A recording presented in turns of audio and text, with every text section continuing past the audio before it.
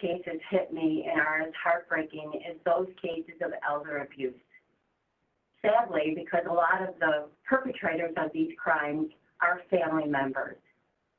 We're really lucky here in Erie County because we have pieces in place to have a coordinated community response against elder abuse. We have the Erie County Coalition Against Family Violence, which meets monthly, a group of providers from a variety of agencies who talk about situations dealing with all sorts of family violence, including elder abuse. We advocate for legislative and programmatic changes, and we share resources and ideas. We have the Council on Elder Abuse.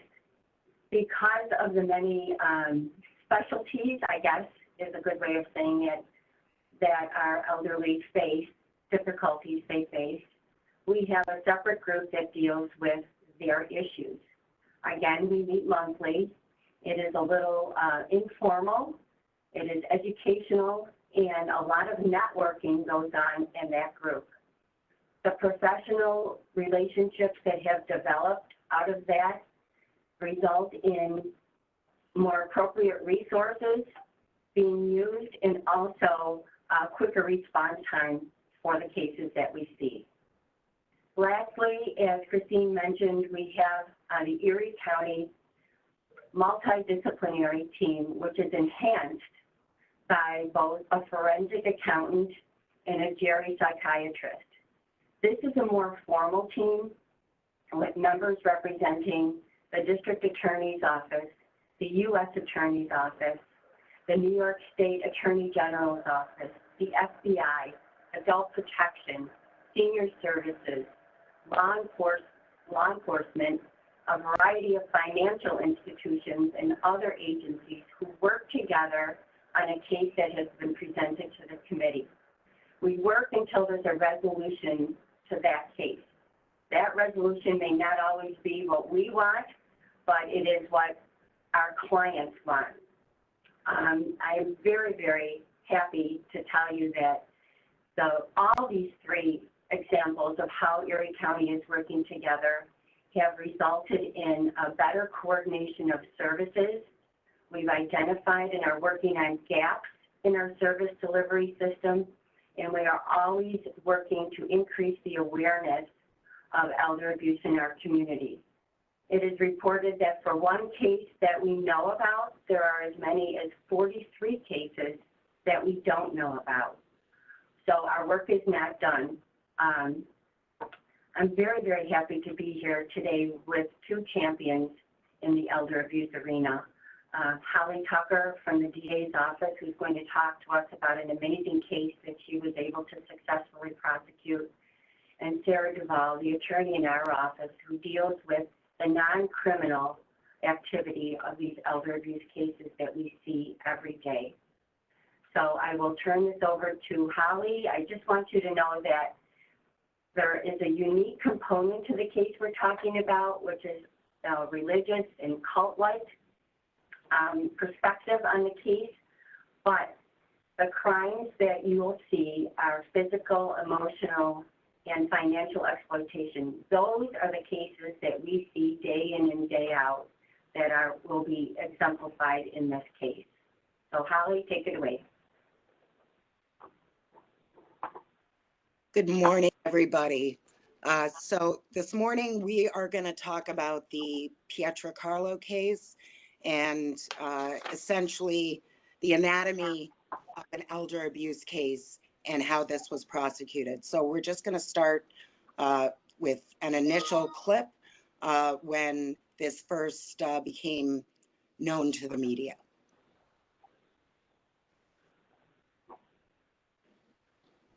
If anyone deserves 7 years in jail, it is these three monsters.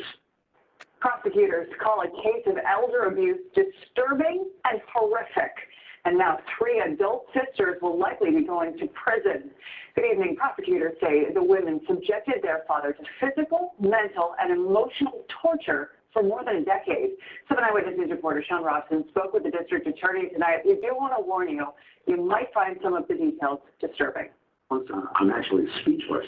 I don't even know how to start to describe the horror that this man lived in. It began in 2002 at this home off North Creek Road in Hamburg with the three Petrocarlo sisters, Alyssa, Grace, and Annabelle. Alyssa is the oldest sister and called herself the Prophet. She said she was receiving messages from God. A prophet? A prophet from God?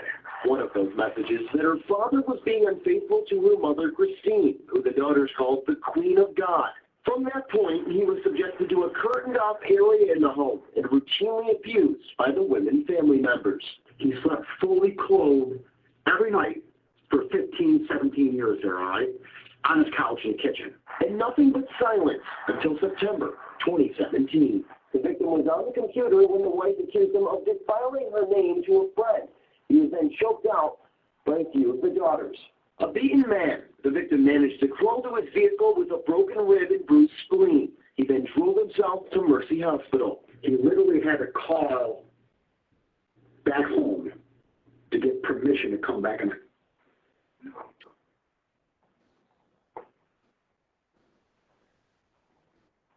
With the daughters. A beaten man, the victim managed to crawl to his vehicle with a broken rib and bruised spleen. He then drove himself to Mercy Hospital. He literally had to call back home to get permission to come back in the house. The daughters responded. If you tell anyone about this incident, we're going to break all the bones in your body. After the victim returned home, a friend called the police and told them about the abuse. A welfare check soon followed, and the daughters were arrested. They face up to 7 years in prison. As for the victim's wife, she was acquitted of all charges. If anyone deserves 7 years in jail, it is these three monsters. The Petrocarlo daughters are expected to be given their sentence in July. As for the father, he is living safe in a separate apartment. If you know anyone who may be subject to elder abuse, please call the hotline that you see below at 858-6877. Sean Robson, 7 Eyewitness News. Okay, so there's just a little introduction to what this case was all about. I'm gonna show you what the Petrocarlo family actually looks like, and our next slide will indicate that.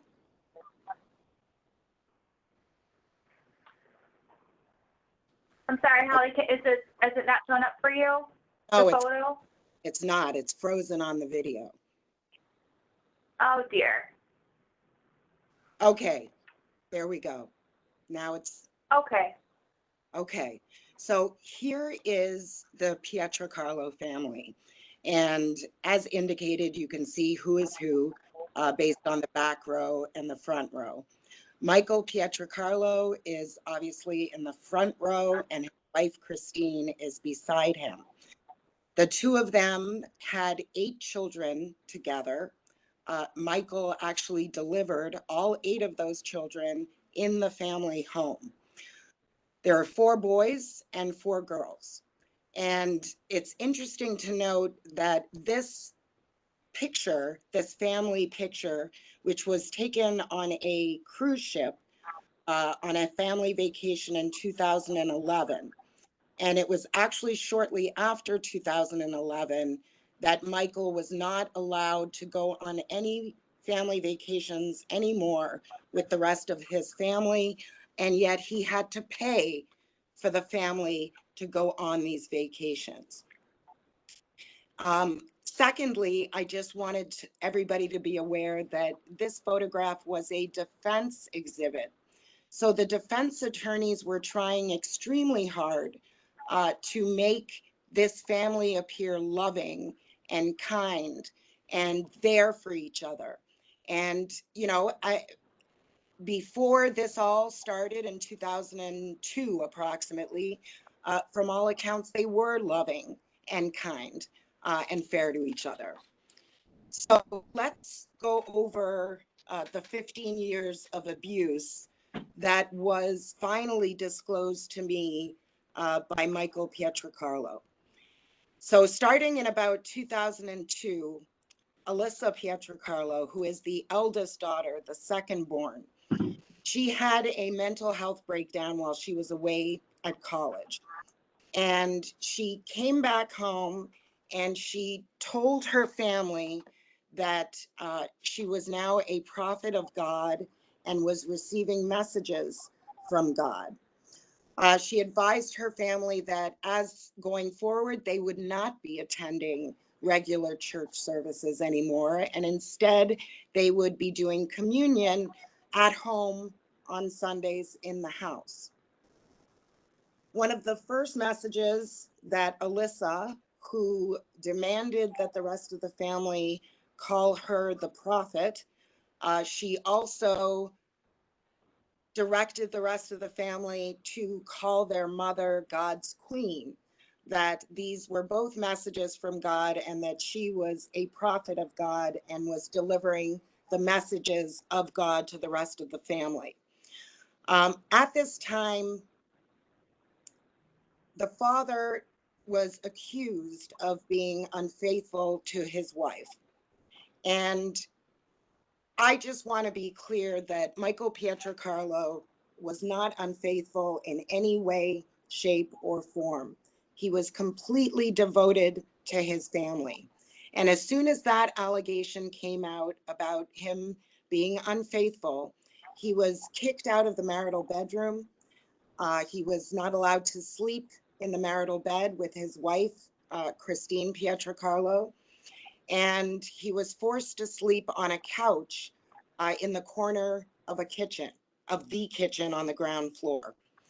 After a few months, they actually put a curtain up separating that couch from the rest of the kitchen and the rest of the house. The only time that he would be allowed to go onto the second floor would be if he needed to take a shower, as there was no shower facilities on the first floor. When they would accuse Michael of being unfaithful, he would deny it. He would say, "No, I have not been unfaithful." And then they would claim that he was calling God a liar. So Michael could never win in this situation. He either had to admit to doing something he never did and was not guilty of, or he had to back up his feeling or his statement that God was a liar. So the physical and emotional abuse continued. They would refer to him as Stu, S-T-U, that being short for the word stupid. They would call him Stink because he was spiritually unclean. They would not allow him to pet the family dogs because of him allegedly being spiritually unclean. They never called him Dad. They never called him Pa.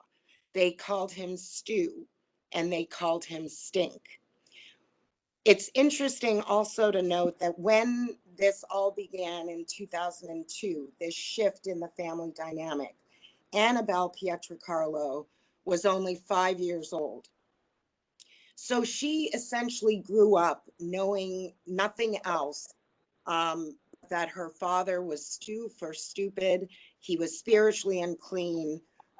He contained multiple demons.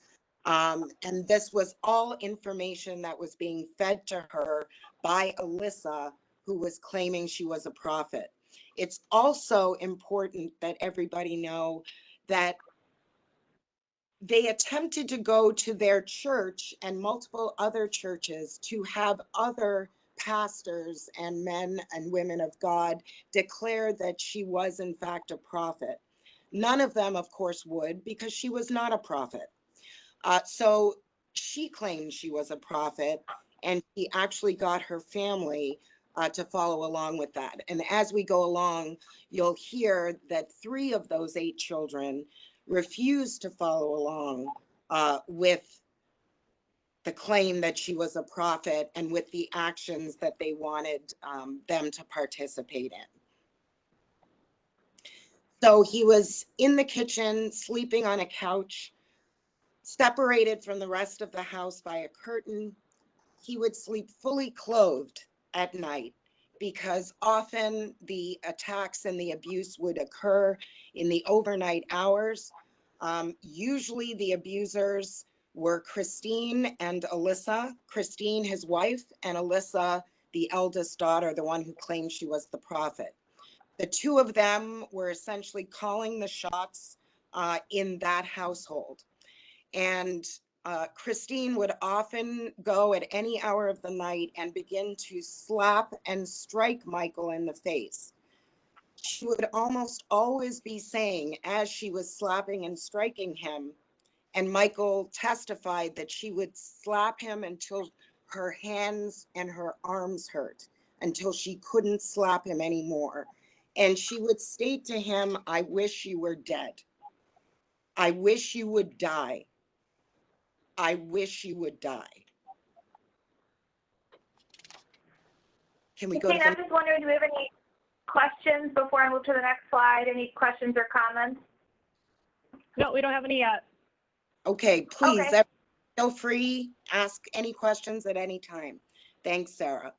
So the final straw, and how this whole incident came to be known, was the incident that occurred on September 9th of 2017. And that is the incident that led to criminal charges, which is how I got involved.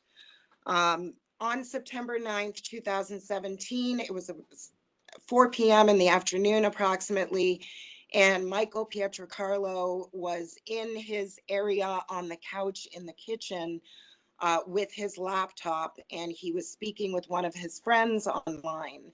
Christine, his wife, approached him and accused him of defiling her name online to his friend, Tom. When Michael denied that, she began slapping him and over again telling him that she wished he would die. The way Michael described it, because this would not be the first time that this had happened, but this is the first time that outside agencies got involved. The four of them would surround him around this couch in the kitchen. The couch was pushed against a wall, so he really had no avenue for escape. There were four of them that would surround him. And due to the fact that they accused him of defiling Christine's name online, they told him that he was no longer allowed to go grocery shopping with the family anymore. And they demanded that he give them money to go grocery shopping. So Michael stood up from the couch, and Michael had two sets of money on him, one in his left pocket and one in his right. The family owned three properties, including the home, and one of the properties needed a new roof, and he had $1,100, 11 $100 bills in one pocket to pay the roofer later that day, and then he had his usual cash in the other pocket. He reached into his other pocket and gave a few $100s for them to go grocery shopping. And at that point, Annabelle Pietrocarlo, she is the youngest daughter, the one that I indicated was 5 years old when this began in 2002. And testimony came out that she, of all the children, truly despised her father and never, ever called him dad or pa, never hugged him or had given him a kiss from all accounts. She began choking him from behind, and that choking brought him down to the kitchen floor. And the other three women, which were Alyssa, the prophet, Grace, and Christine, all began punching and kicking Michael as Annabelle went into his other pocket and took that $1,100 out of his pocket. Michael testified that he heard his rib crack, or I think he said pop, and his breath was completely taken away and he struggled to breathe. as he lay on his kitchen floor in a fetal position as he was being kicked and punched by his daughters and his wife. He pleaded with them to stop. They did not, but they ultimately did stop once they got every last penny that Michael had on him that day. Michael asked all of them for help. He couldn't move, and all of them left him laying on that kitchen floor. Michael then, with great difficulty, so our next slide, we're going to show you the injury that Michael Pietrocarlo suffered. This photograph was taken after the Hamburg police responded to the house for the welfare check call, and Michael fled the house to avoid another beating. And due to his injury and struggling with his breathing, he pulled over to the side of the road on Route 20, not too far from his house. And the police pulled over behind him. And that is when Michael initially disclosed what had been happening to him. And the photograph that you're about to see was taken by law enforcement at the side of the road approximately 4 to 5 days after this attack on September 9th.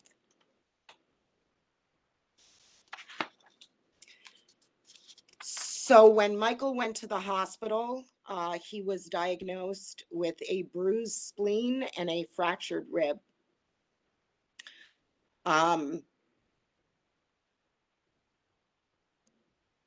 Michael Pietrocarlo is a veteran. He was dishonorably charged from the Air Force.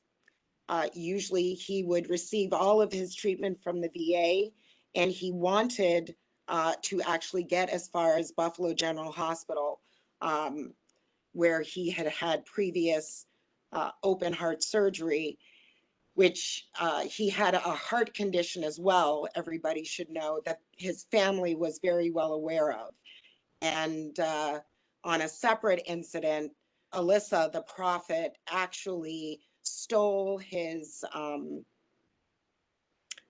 medication that he would need in case he actually had a heart episode. So when the attack stopped and the defendants, the 3 daughters and his wife, obtained the money from him and got what they wanted, they left Michael laying on the kitchen floor. He literally crawled on his hands and knees to the front door of his house. He crawled to his truck and he pulled himself into his truck. As he made his way to Mercy Hospital in Orchard Park, he had to pull over at least twice because he was having such difficulty breathing and he was in such extreme pain due to that fractured rib and that bruised spleen, which would be diagnosed once he got to the hospital. Also, something that I see very often in cases of abuse, no matter the age of the victim or the gender of the victim, is once Michael got to the hospital, he did not tell the hospital staff and the doctors who really did this to him. He lied to the hospital and said that he was jumped by 3 unknown individuals and that is who caused these injuries to him. When Michael was treated at the hospital, once they had treated him, he called home and he asked Christine, also known as God's Queen, the name given to her by Alyssa the prophet, if he was allowed to come back home. He asked for permission to come back home, and he was given that permission. So he did return home, but he was told once he got home that if he ever disclosed any of this abuse, not just what happened on in September of 2017, but this had been going on for 15 years. If he ever disclosed any of it, they would break every bone in his body. Michael did disclose this, however. He disclosed it to a friend of his of 25 years. This is a friend that I thank God Michael had, because if this friend didn't exist, we wouldn't be having this seminar or speaking about this with all of you.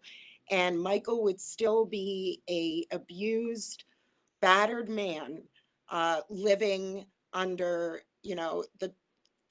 the torture, the abuse of his family.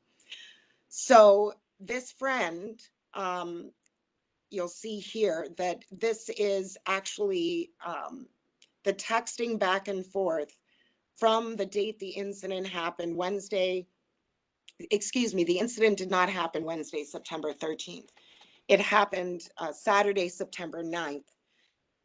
So this was 4 days later.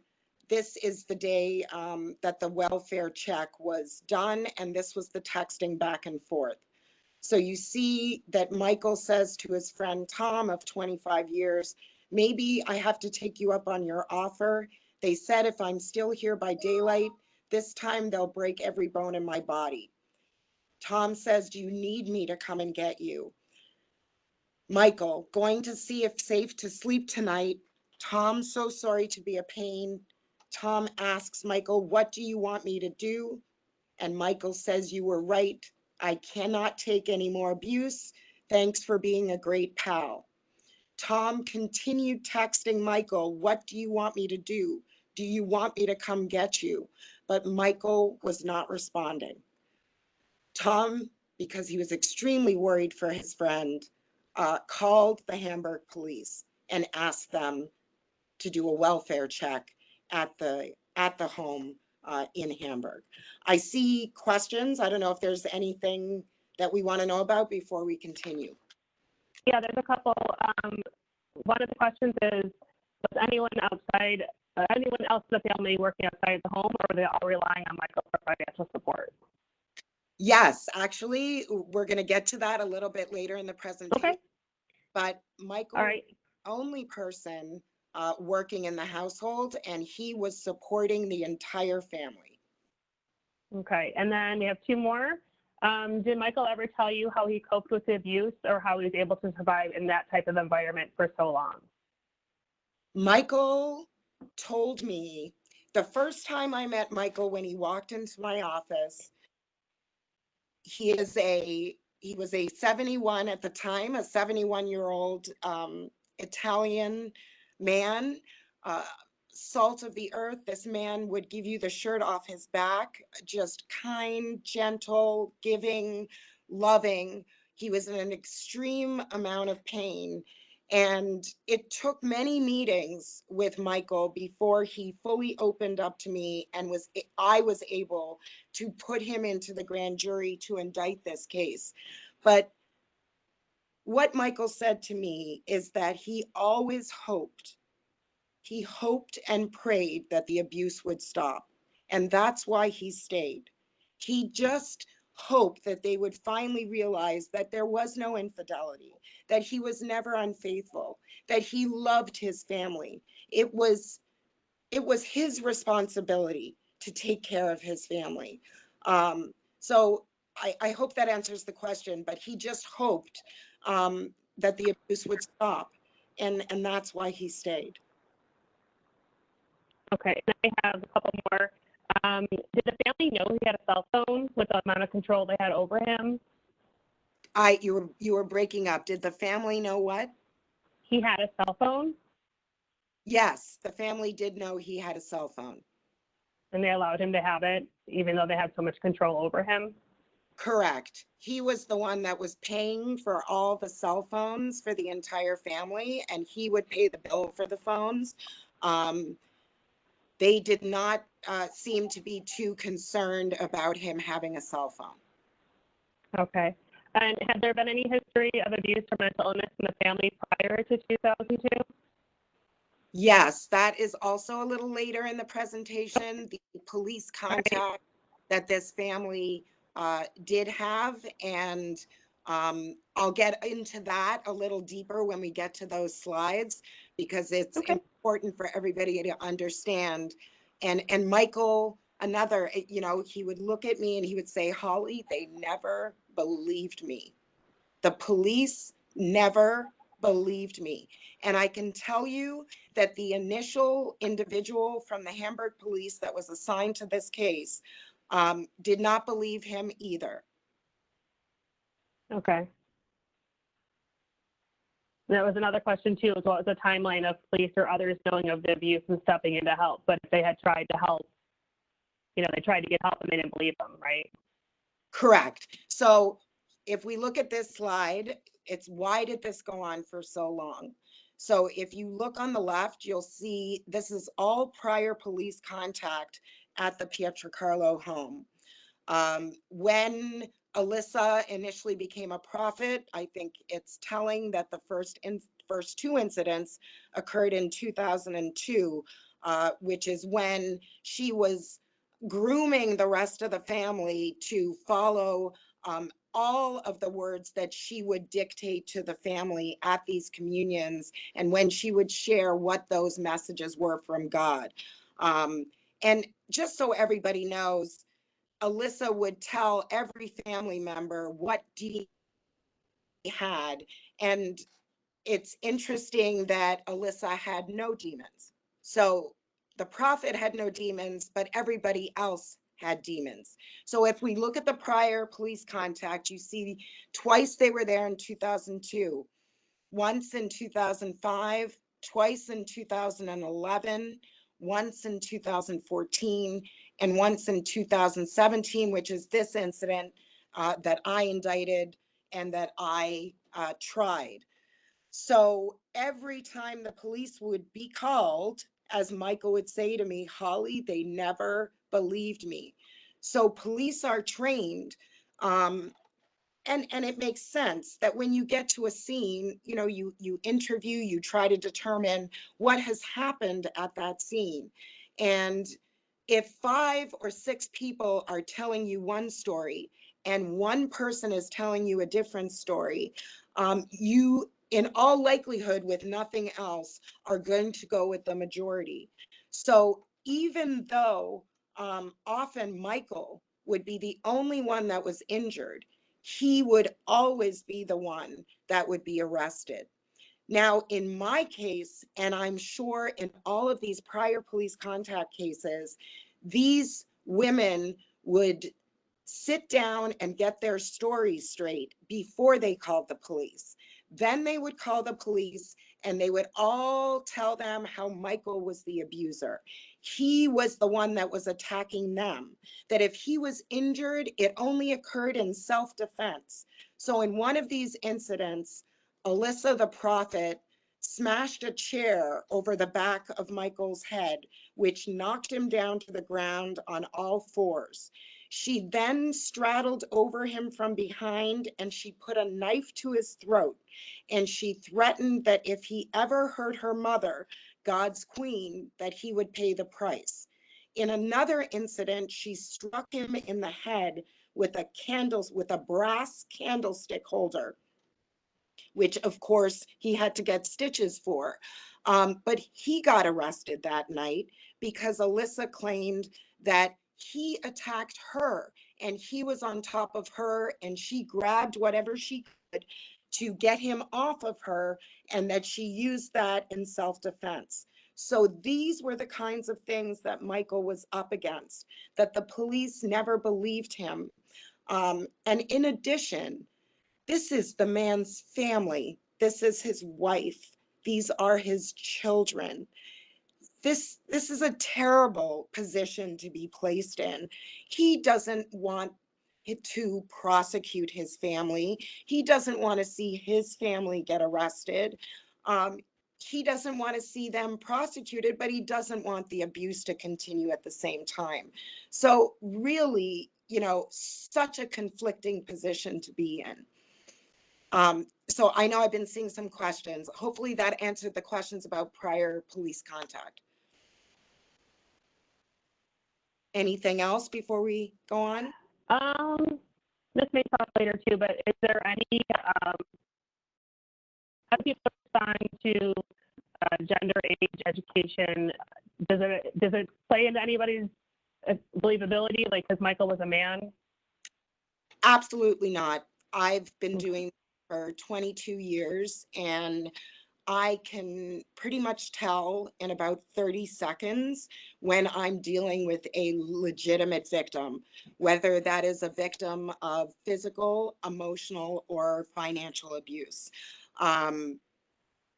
They are very quiet, very reserved. You have to pull the information out of them.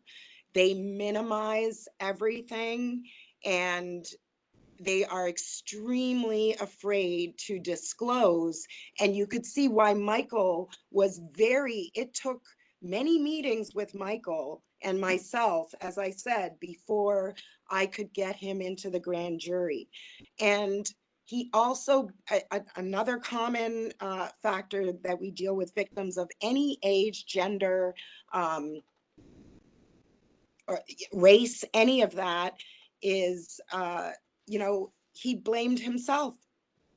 What did I do to bring this on myself? And of course, he did nothing to bring this on himself. He was not unfaithful.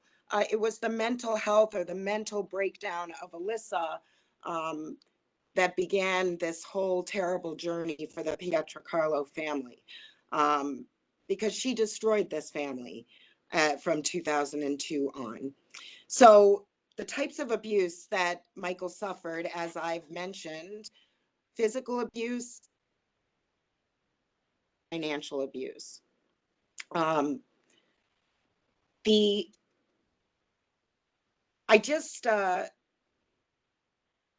We skipped over just a bit back. I just want everybody to know that the way that I became aware of this case was from a phone call from Adult Protective Services. So I never would have known anything about this case, but for that phone call from Adult Protective Services. So when we talk about multi-agencies working together to achieve positive results in very difficult cases of family violence, this is one of them. Okay, we'll get back to the physical abuse. So the physical abuse, as stated here, is obviously the use of force against an elderly person or any person of any age that results in physical injury, pain, or impairment in any way. This can include administering some form of drugs, use of restraints, or confining someone to a room or elsewhere. I just prosecuted that Caden Haynes trial where he went to jail for 70 years, and there was a great amount. He would handcuff her to items. He would duct tape her mouth closed, and he would restrain her with weight vests. So these are all things that I've seen and that are used regardless of the age of the victim. And I want to add one thing here, is that we're talking about these three kinds of abuse that Michael suffered. There are other forms of elder abuse, including neglect and sexual abuse, that we're not talking about today, but that there are other forms of abuse that are suffered as part of elder abuse, and that often in cases, and including Michael's, there's more than one kind of abuse occurring. We call it poly-victimization. It's often not just financial. There's often an emotional component and, unfortunately, a physical component. It goes back to what this family was doing to Michael, gaining power and control. And they use different methods to do that in different kinds of abuse, and they often overlap. And I just want people to keep that in mind as we are going over these forms. So I just saw that question. 3 of the 8 children would not go along with Alyssa being a prophet or with the abuse of their father. And those 3 were Armand, Laura, and Wade Pietrocarlo. Laura and Armand were 3 and 4, so they were of the older children, and they both left the house. They were actually, Armand left the house, but Laura was kicked out of the house. And Wade ultimately left the house as well. Wade was a key witness for the people, for me, because he had been in the house witnessing much more of the abuse with his father, Michael, than Laura and Armand did, who had left, around 2000. One was 2012, one was 2014. So I kind of didn't have anything for like the last kind of 3 to 5 years without Wade. And just as an aside, Wade is an attorney, and Wade was living with Michael Sr. and Adam in Baltimore. And they lived together, and the Pietrocarlo, the mother, Christine, and the 3 daughters, they went to visit Wade and there's so many. Wade and Michael Jr. and Adam. And Adam has always loved animals, and he's always specifically loved cats. And he had a cat named Latte. And apparently Latte, while these women were visiting, had the audacity to scratch Christine, who is God's queen. Well, because the cat scratched Christine, that cat, according to Alyssa the prophet, had demons. They left and came back to Western New York, but directions were given to Michael Jr. that cat had to go because it had demons. Some type of a poison was given to Michael Jr. Wade testified at the trial that he watched Michael Jr. put that poison in the cat food, that they then watched the cat eat the food, and the cat started to have seizures and to froth at the mouth, that Adam came out distraught. What's wrong with Latte? What is wrong with my cat? What's going on? And Michael Jr. just pretty much said, you need to call Alyssa, but clearly this cat has demons and it must be God's will. So, there's a lot of manipulation, a lot of power and control being inflicted from all different corners. But I could not have successfully prosecuted these women without the help of Laura, Armand, and Wade Pietrocarlo, who all 3 had the strength to leave this sick situation and have thanked me profusely and cried to me. Laura specifically, who will be getting married this month, and her father will be walking her down the aisle, and she never thought she would see that day. None of them ever thought that they would see justice, or that the rest of their family members would be held accountable for what they had done to their father. So the physical abuse in the Pietrocarlo case, you've heard of some of it, repeated attacks by the daughters, the candlestick, the brass candlestick holder, the use of knives. Multiple knives were recovered in Alyssa's room from the search warrant that was executed, when all of them were picked up on the indictment warrants.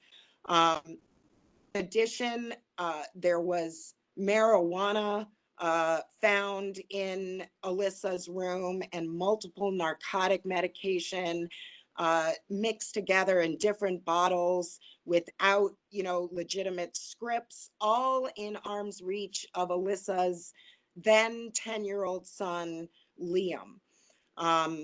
So there were all kinds of dangerous instruments that they threatened Michael with or used against Michael. He was also repeatedly attacked by the sons. In fact, when it was decided that a specifically egregious thing had happened or that Michael needed to be punished to a higher degree than the females could do, the brothers would come up, not Wade. Wade would never participate in this, and he never put his hands on them. Adam and Michael Jr. would come up to Western New York, and Laura testified that she witnessed her brothers hog-tie their father to a chair in the backyard with a hose and repeatedly kick and punch him while he was hog-tied to that chair. Laura had to run outside to get them to stop, to come to her father's aid. So there was abuse going on, not just by the females that I prosecuted, but by other members of this family as well. There were no incidents that I had against them that I could prosecute them for. So the sons repeatedly attacked their father as well. They also threw him through a window on a different incident.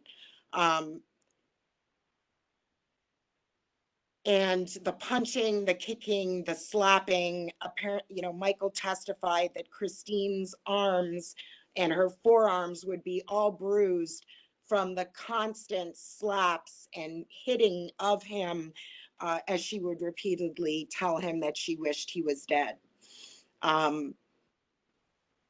He rarely went to the hospital for his injuries. I just remembered another incident.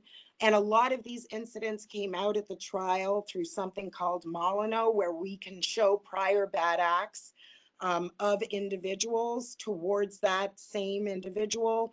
And another incident, Michael came out of the bathroom. Christine, his wife, was laying in wait with a pool cue, and she hit him so hard over the head that he lost consciousness.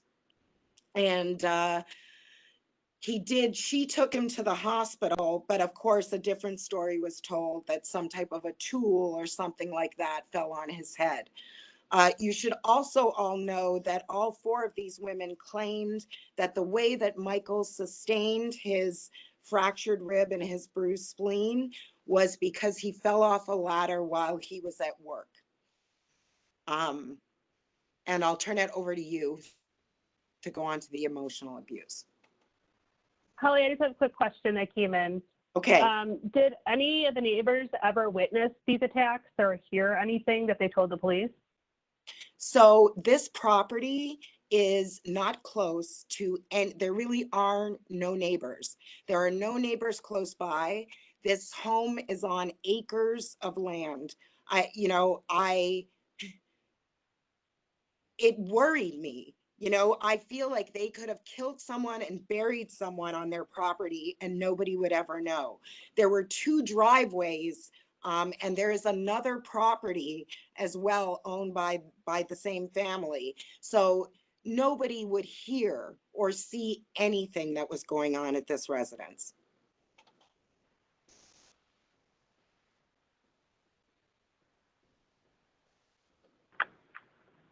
Okay, Kathy and I are going to just briefly touch on emotional abuse. I think it's important to know that the many clients that we've assisted, I think emotional abuse is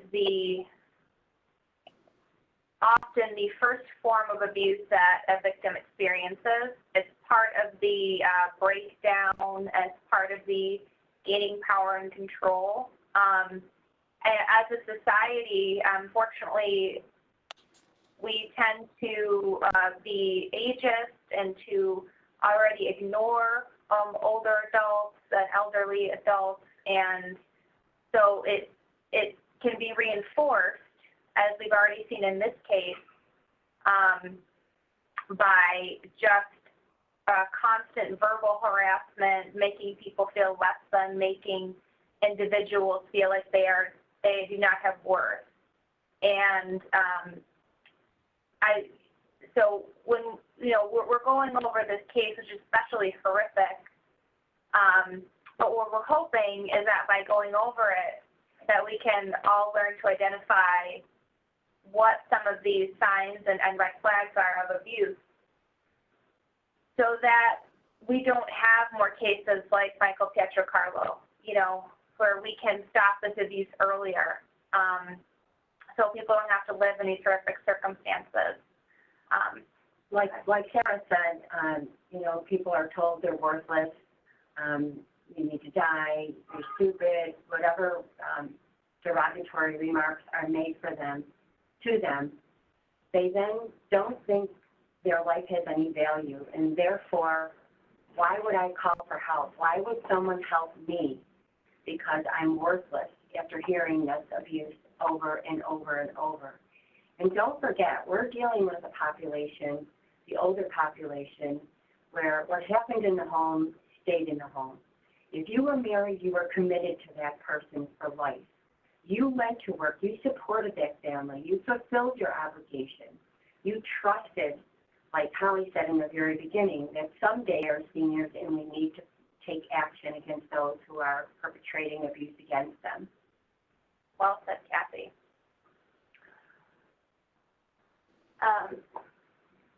So, I think, Holly, if you want to kind of go over the emotional abuse in the Pietrocarlo case, I know we have at least one photograph as well we can show the audience.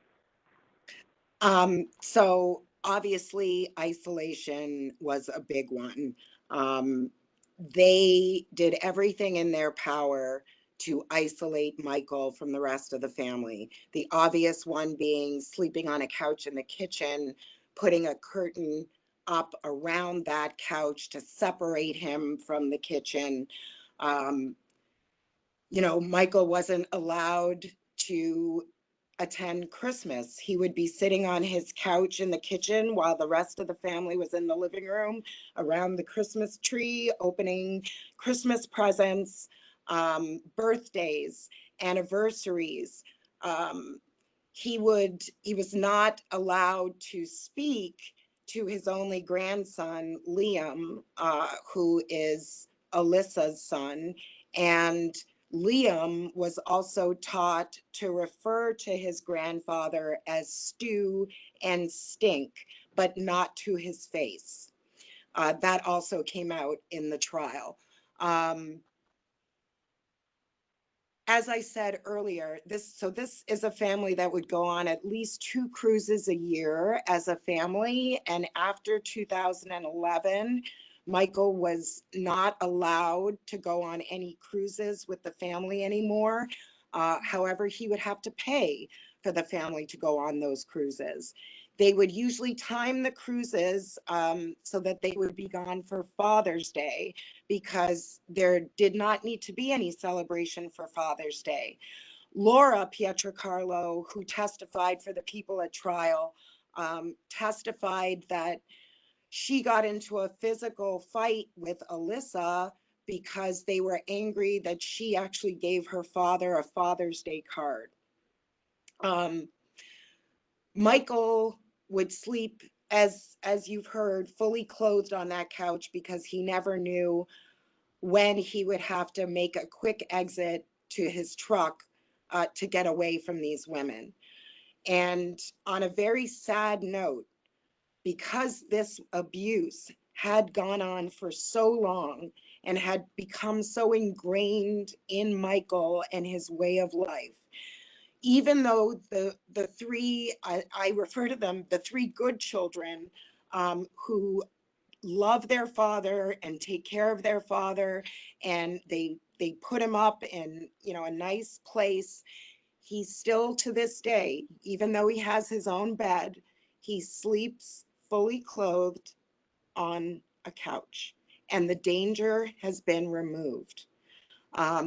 I speak with Michael often, and I joke with him. I gave him a pair of pajamas for Christmas last year, just, because I stay in touch with him and he's doing really, really well. But, that is just a sign of it becomes normal for the individual that's being abused, but it's so far from normal. In addition, nobody would be allowed to enter that house. So all the prior police contact that we showed you coming to that house, the police were never allowed to cross over that doorway and enter the house. The only way we got into the house, and you'll see a picture which will show you, further show you the isolation and the emotional abuse that they were trying to inflict on Michael. The house was, there was just so much evidence spread throughout that entire house. So this is a photograph when the search warrant was executed, which was the same time that all of these women were arrested on indictment warrants. This is a wedding photograph of Michael and Christine. And it was hanging in the living room, hanging up. And Holly, if you want to add how Michael, you mentioned, Holly, that you can tell when you're speaking with a victim within the first 30 seconds. And I think these behavioral signs kind of indicate that, are good examples of that. The fear and the hesitation to talk openly.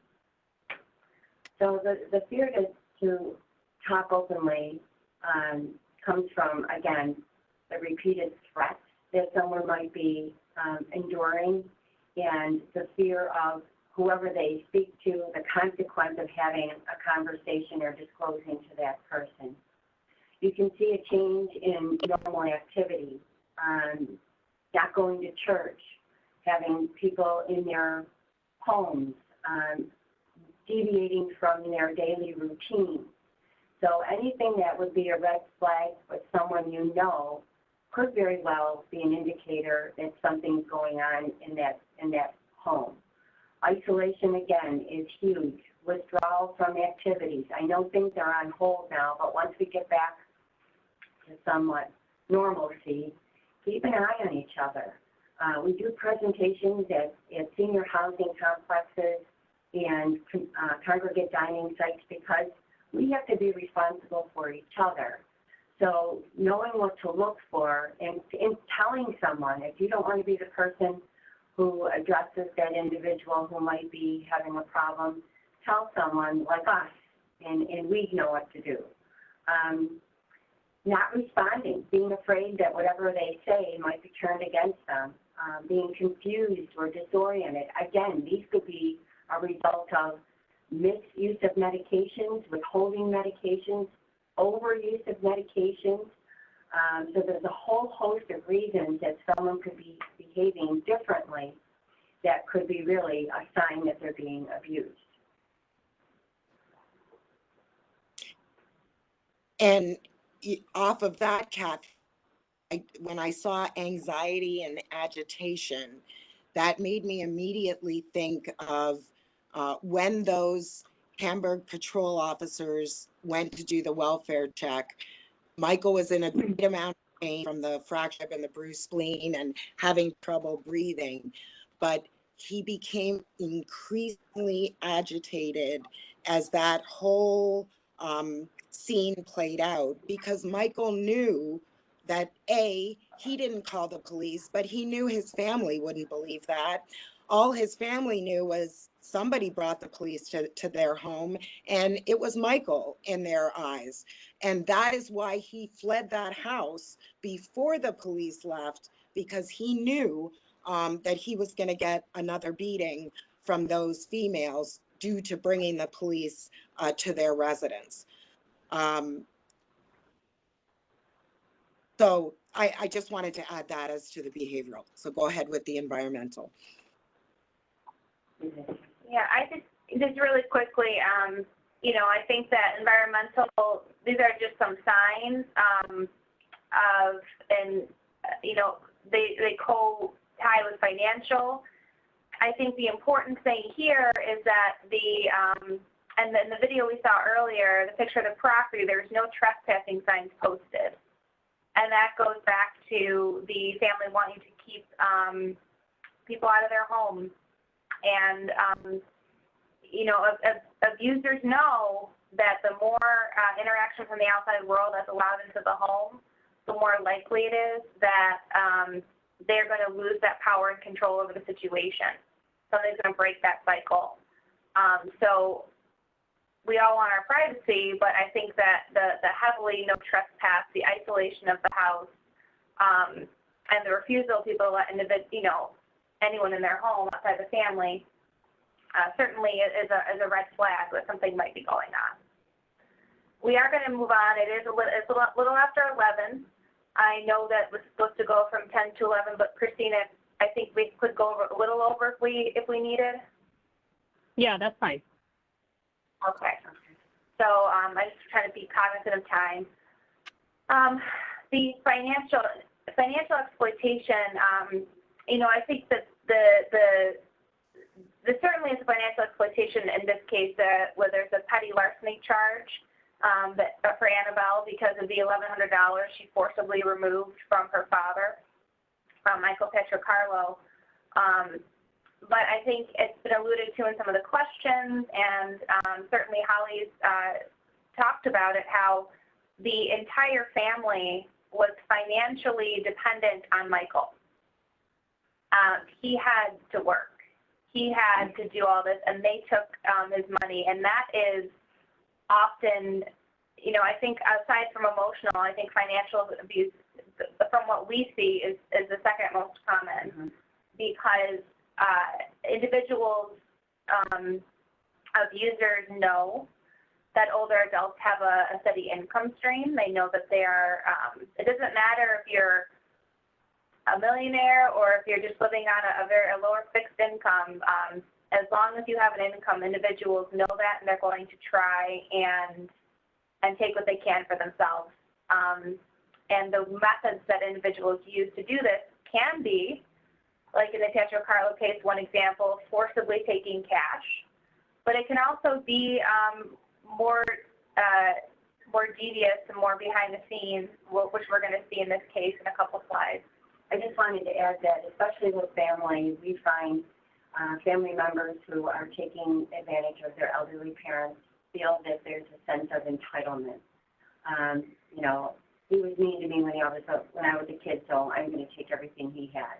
I'm going to get it when he dies anyway, so why not take it now? He owes this to me, or whatever. So, with family situations, it's a little different. And like Holly said in the very beginning, any of us, who would want to admit that their son or daughter was a thief or someone that was capable of doing something like this to them? And then coming to that admission is one thing, but then taking that next step and prosecuting that is really, really a difficult thing for someone to do. Right. So, some of the signs and symptoms: significant withdrawals from accounts, such changes in financial condition, items or cash missing from household, suspicious changes. Someone who had a power of attorney for 20 years or 10 years, and then all of a sudden it's being revoked and reissued every other month. Unpaid bills or lack of medical care, although the individual should have enough money to pay for them. Unnecessary services, goods, and subscriptions. As we said, the money was forcibly removed, and none of the household members were working aside from Michael. And I think here what's interesting to note is the multiple credit cards that were opened in Michael's name. Holly, if you want to touch on this. So this was another piece used at trial when we executed the search warrant. All of these cards were recovered. Michael had no knowledge of any of these cards. He had not opened any of these cards, but they were all opened in his name. And obviously family members, spouses are going to know their spouse's social security number, their date of birth, and have that information to be able to do those things. They would put cruises on these credit cards, among multiple other things. But, just the fact that they were opening these cards in Michael's name without his knowledge.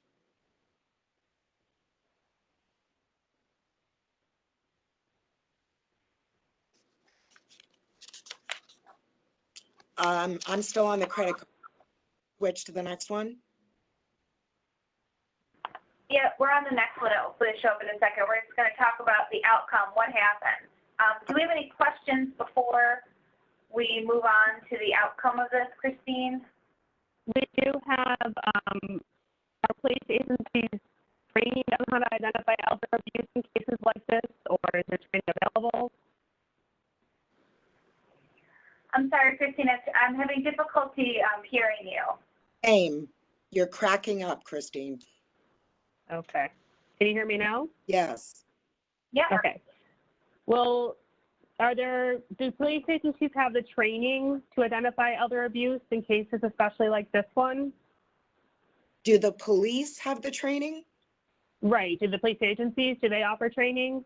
That is an excellent question. I don't, if trainings were offered, it would be by Adult Protective Services to law enforcement, but I doubt it. And in my mind, it's something that the police do need to be trained on. I was extremely lucky in this case. The 2 patrol officers that responded to do that welfare check did an amazing job, and they picked up that something wasn't right. And, it makes all the difference in the world when you have someone who is passionate about what they do and, making sure that people are safe. So I definitely think that law enforcement does need additional training in recognizing signs of elder abuse. Just to add to that, Sarah and I participate in the training at the police academy. So a couple times a year, we get to talk to the new recruits from various municipalities and talk about elder abuse. The course itself was originally 2 days. We are lucky that we have 4 hours with these young men and women to give them a taste of what elder abuse looks like in hopes that they will. All we're asking is that they pick up a phone. And, once they know what they're looking at, there's a whole system available to help them. We do have law enforcement represented on the teams I mentioned earlier, so there are people we can go to. There are people who understand it, but like Holly said, we need to do more training for law enforcement.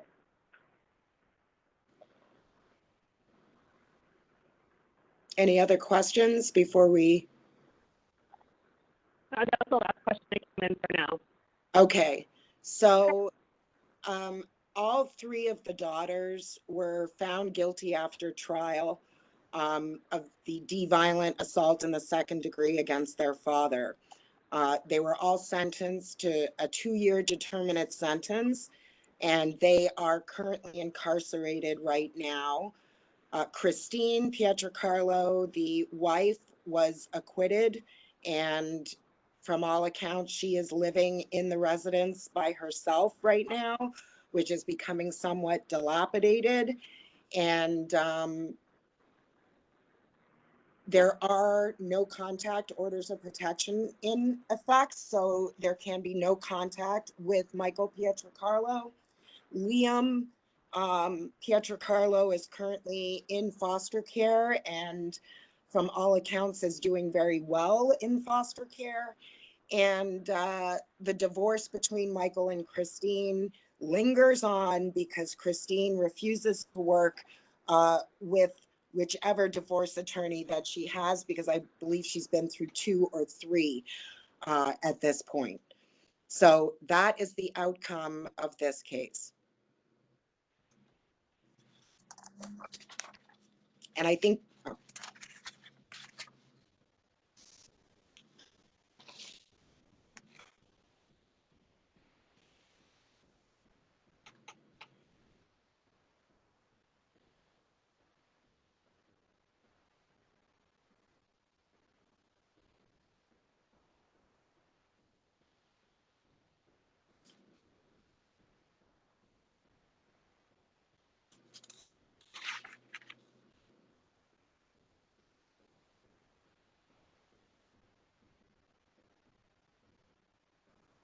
I don't think there's any audio playing. I can't hear anything.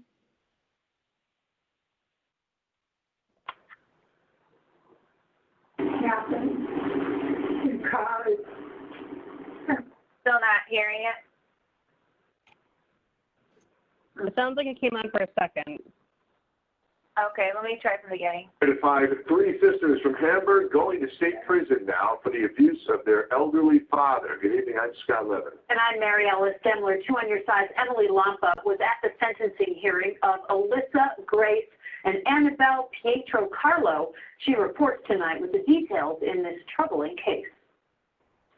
The Pietro Carlo sisters walked into court for sentencing Tuesday hoping for leniency instead of prison time. Each addressed the judge, 41-year-old Alyssa. I'm sorry that this whole thing happened because everybody involved nothing but pain. 31-year-old Grace. Your Honor, I deeply regret all of the circumstances that have led us here. It grieves me to see the suffering of everybody involved. 23-year-old Annabelle. Please have mercy. But Judge Christopher Burns said no prison time would be unreasonable considering the details of this case. The testimony in this trial. Sorry about that, folks. We'll get right back to it. And our top Burns said no prison time would be unreasonable considering the details of this case. The testimony in this trial included history of a dysfunctional, even bizarre family environment. Investigators uncovered abuse spanning 15 years. According to the Erie County District Attorney, it all started in 2002 when Alyssa, the eldest of the sisters, started claiming to receive messages from God. Referred to as the prophet, she told her family one of those messages accused her father of being unfaithful to their mother, who they consider, quote, the queen of God. In their home in Hamburg, the sisters did not just threaten violence, they beat their father. The assault charge stems from an incident about 2 years ago where the youngest, Annabelle, choked her father, forcing him to the ground where all 3 kicked and punched him. He managed to get away by crawling to his pickup truck in the driveway. He had a fractured rib and bruised spleen. While state prosecutors asked for 7 years, Judge Burns gave them each 2 years in prison with 3 years of supervised release. Obviously, I wanted to see them ask for punishment. They now are going behind bars, and so for me, that is justice for the father. The youngest sister, Annabelle Pietro Carlo, had also been convicted of a petty larceny charge for stealing money from her father after that 2017 assault. She was charged with 6 months in jail for that conviction, but she still will only be in prison for 2 years because the sentences will be served at the same time. Coming up in your news at 6, we'll tell you what the judge decided in terms of the order of protection requested for the father. Emily Lampa, Channel 2 News.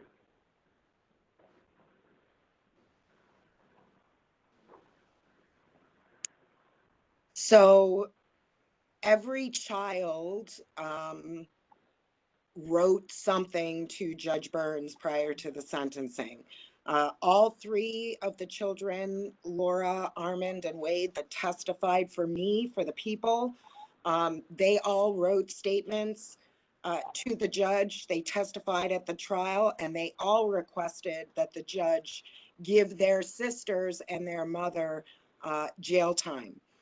Both Adam and Michael Jr., and it's my understanding they still treat Alyssa as if she's a prophet.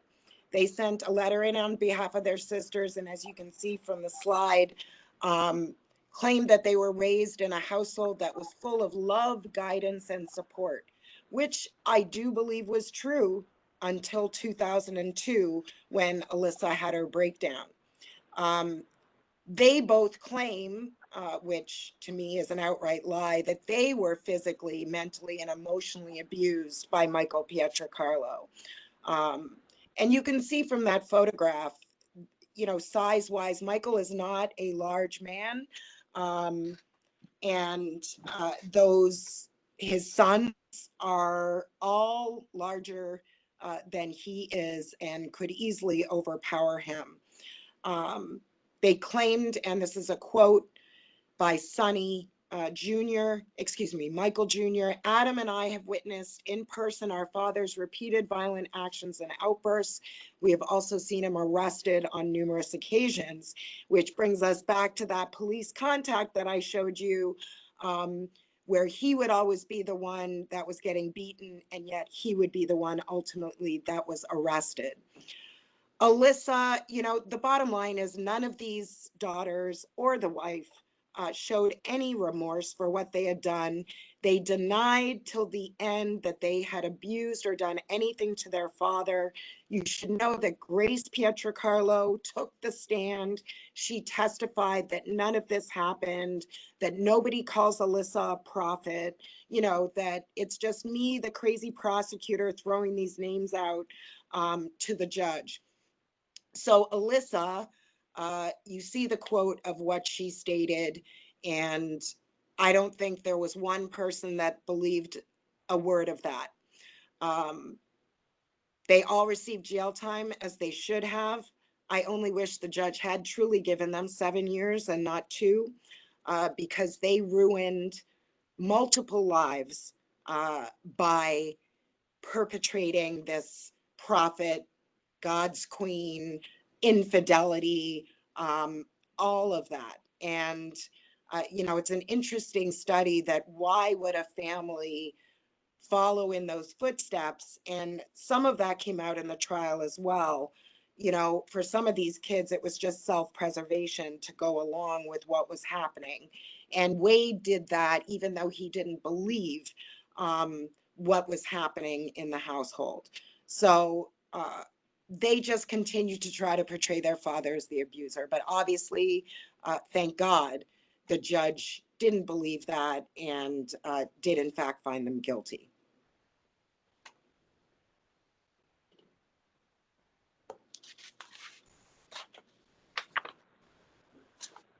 Christine, do we have any other questions? We do have some contact information. I think Kathy wants to say something too.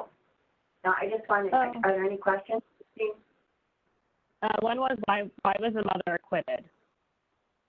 So the section of assault that the daughters were indicted on is a great, relatively new section of the penal law code, which was implemented specifically for elder people who are being abused or assaulted.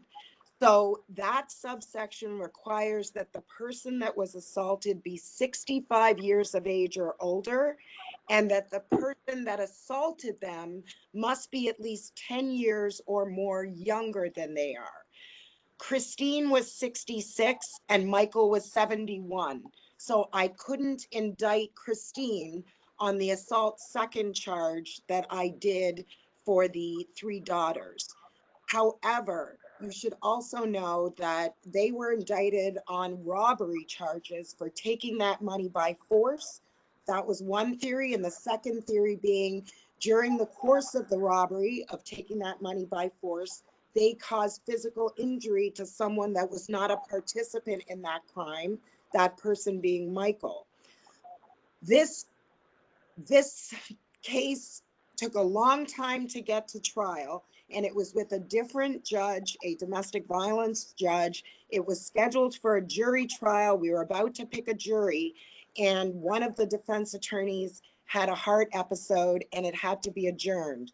It was then transferred to Judge Burns, and then the defense decided, we're not going to go with a jury.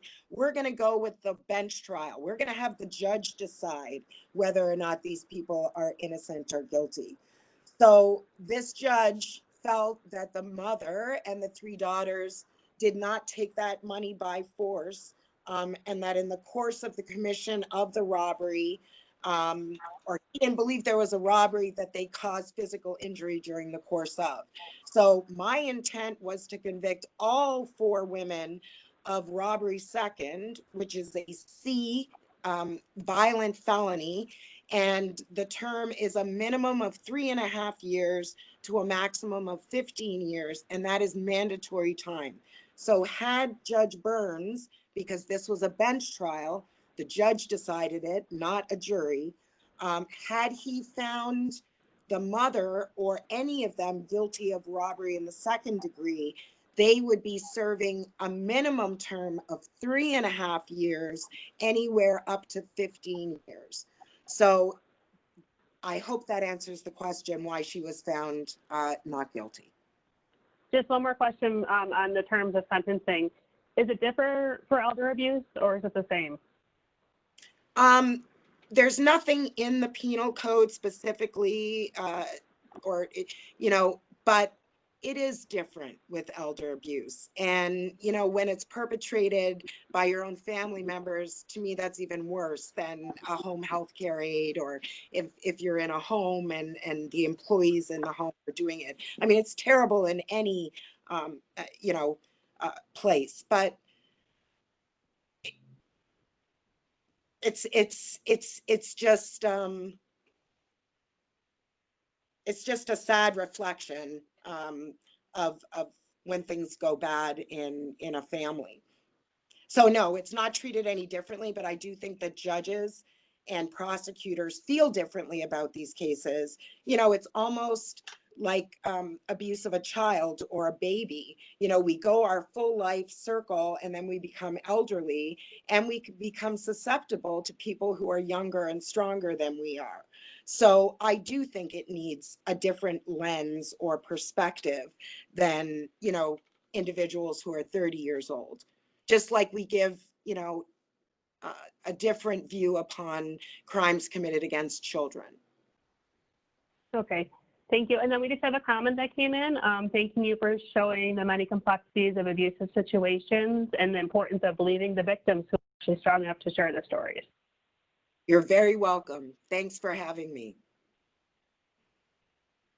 All right, I'm just going to read off our contact information because I know there are some attendees who may just have audio only. One thing you should take from this presentation is that there are agencies out here, Holly at the District Attorney's Office, Kathy and myself, Adult Protective Services, that you can call if you suspect someone is being abused. The most important thing that you can do is report. And our contact at the Center for Elder Law and Justice, our Buffalo office is 853-3087. My extension is 225. Kathy's is 219. Adult Protective Services, we don't have it listed here, but it was in the news report earlier as the Elder Abuse Hotline. It's 858-6877. And as Holly said, had Adult Protection not called her, she never would have known about this case. So Adult Protection does very important work, and you should call them if you suspect abuse. And Holly, I'll let you go over the Be Safe program in your own contact. Yes, so the Be Safe program is actually housed within the Erie County District Attorney's Office. These are individuals specifically trained, advocates that are specifically trained to work with victims of domestic violence, no matter the age, gender, race. No question is too stupid or too ridiculous. They are there 24 hours a day. It is a hotline. Please feel free to call it. Even if you have questions, please feel free to call me.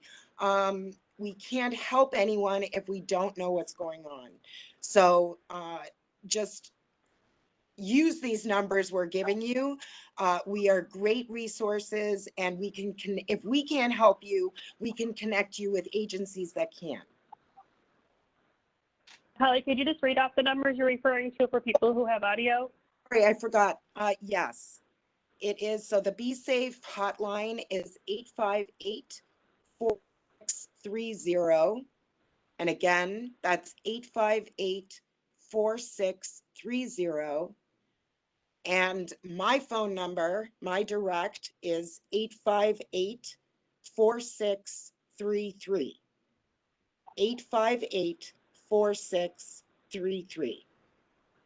Thanks, everybody. It's Kathy, and I would just like to thank Holly for her passion and diligence in this case. Like I said earlier, we're always happy when we're able to have a consequence to what happens to our seniors. So thank you, Holly, for your passion. Also to Sarah, who does similar work in our agency with the non-criminal aspect of these cases. and all the people who work adult protection and all the agencies who help with these terrible cases. On Justice is actually accommodating people with a free one-on-one 20-minute phone consultation, and you can reach them by calling 853-3087, extension 267. That's also on our website at erie.gov/ELD, where you can register for more sessions. And next week's topic, we are going to be recognizing and reporting COVID-19 related scams. So again, thank you everybody for joining. Thank you for our presenters for sharing all the information. We're getting a lot of comments that it was very informative. So thank you. Thank you. Thank you, everybody. Thank you. Bye.